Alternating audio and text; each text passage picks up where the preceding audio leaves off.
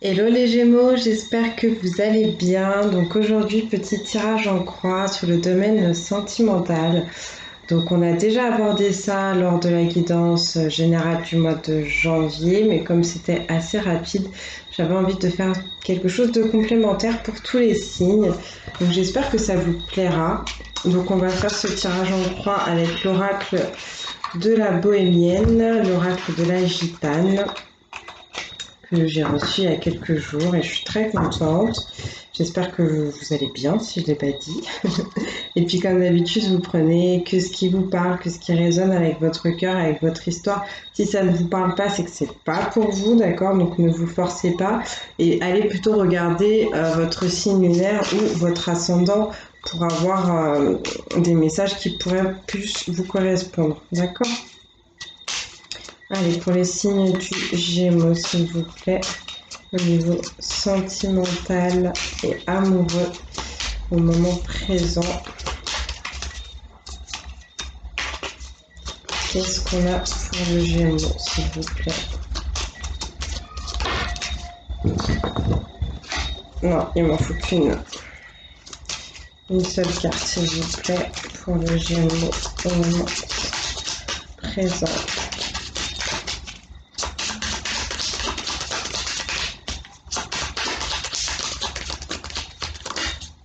Merci. Le gentilhomme. Quelqu'un de bien éduqué, de propre sur lui, qui aime passer du temps seul, qui aime aussi venir en aide aux autres, quelqu'un qui aime quand même plaire, quelqu'un qui en ce moment en tout cas est attiré par quelque chose, certainement par une demoiselle. Et je pense que cette personne était en train d'aller sur un certain chemin, dans une certaine direction, et que là on a remarqué quelqu'un ou quelque chose et qu'on se pose des questions et qu'on a envie d'aller voir ce qui se passe.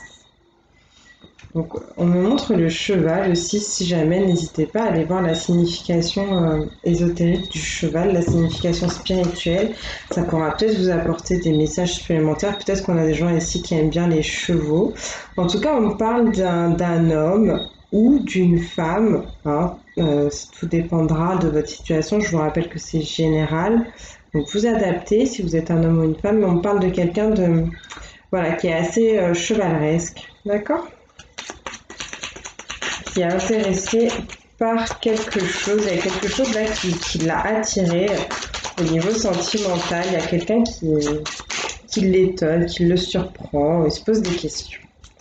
On va voir ce qui se passe dans le passé proche pour cette personne au niveau sentimental, s'il vous plaît.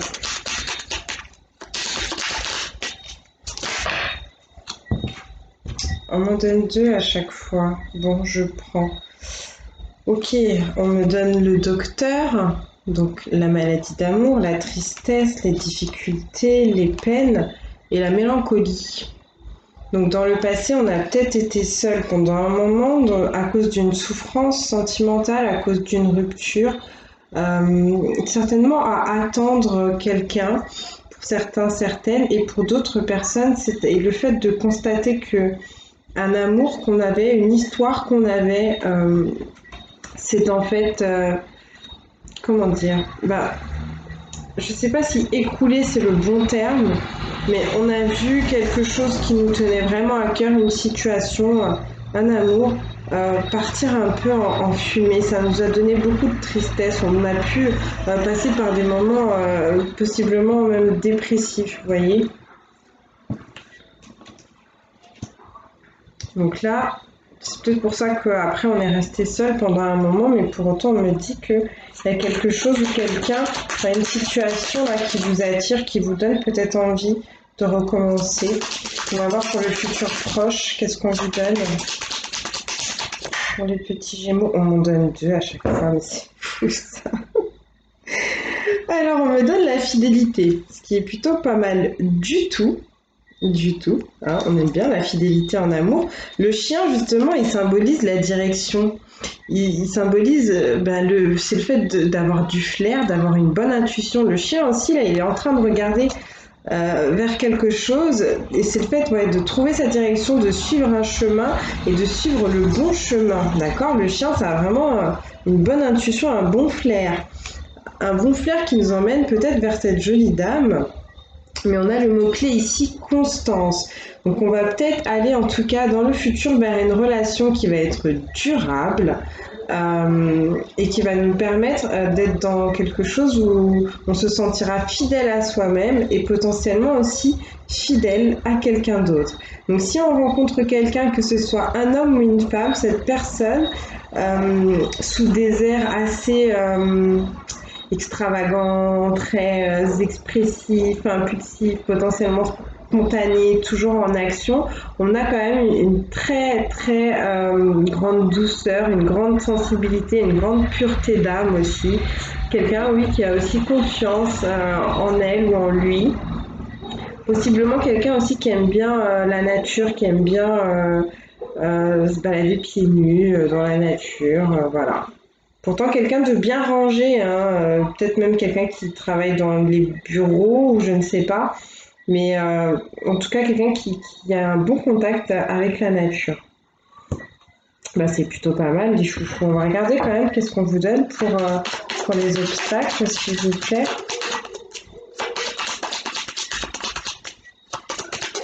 En tout cas, pour moi, cette personne, si c'est pas déjà fait, vous allez bientôt la remarquer, hein.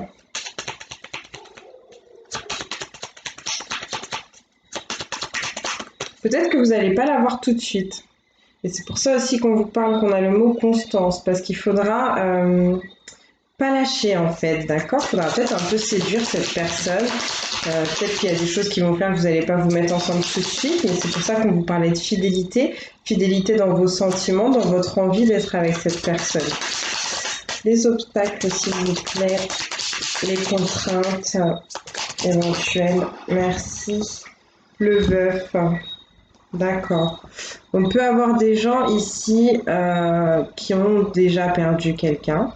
Tout à l'heure, je vous parlais d'un amour, d'une histoire, de sentiments qui sont partis en fumée, d'une histoire, d'un amour qu'on avait et qu'on a vu s'écrouler. Et donc là, je comprends mieux pourquoi on me donne la carte du veuf.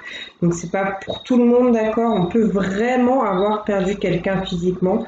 Hein, notre cher et tendre a pu partir de l'autre côté du voile et on a pu rester vraiment sur cette histoire parce que c'était un grand amour, parce qu'on a vécu quelque chose et qu'on pensait ne rien pouvoir vivre d'aussi fort. C'est pour ça qu'on est resté seul pendant longtemps et pourtant, on vous annonce bien quelqu'un d'autre là qui éveille vos sentiments, qui éveille votre cœur.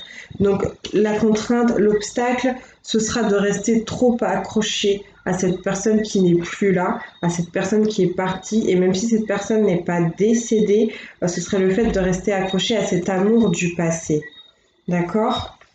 Donc vraiment les chouchous, je vous souhaite beaucoup de courage, mais vous avez le droit à l'amour, vous avez le droit de vivre encore certaines choses. Si vous êtes encore là, c'est pour vous autoriser à être dans le bonheur.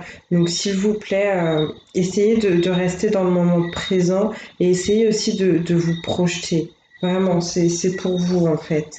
On va regarder les conseils.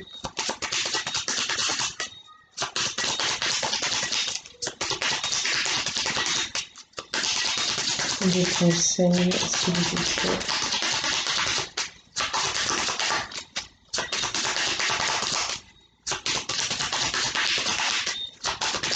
Ouais, vous avez peut-être perdu quelqu'un qui est parti à la suite d'une maladie, c'est possible aussi. Les conseils. Merci.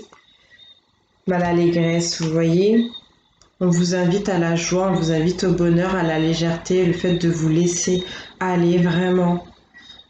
Peut-être qu'au début vous allez vous dire bon je sais plus trop comment on fait en fait même pour se sentir comme ça, pour être aussi léger, mais j'ai envie, je vais essayer et moi je parie que si vous essayez ça va marcher, ça va vous faire du bien.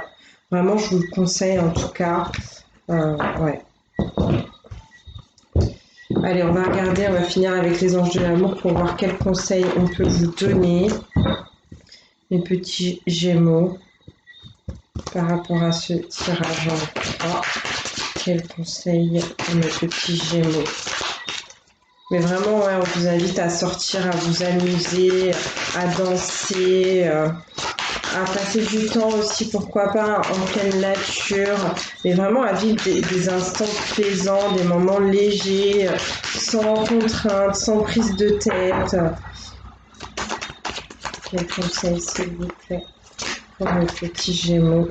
Aimez-vous d'abord. Le respect de vous-même vous rend plus attirant. Donc on a quand même un instant de guérison et de purification avant que cette personne arrive ou avant que cette histoire se passe. Comme je vous l'ai dit, on vous parlait de constance, on vous parlait de fidélité et de fidélité aussi pas qu'à l'autre, mais aussi à vous-même.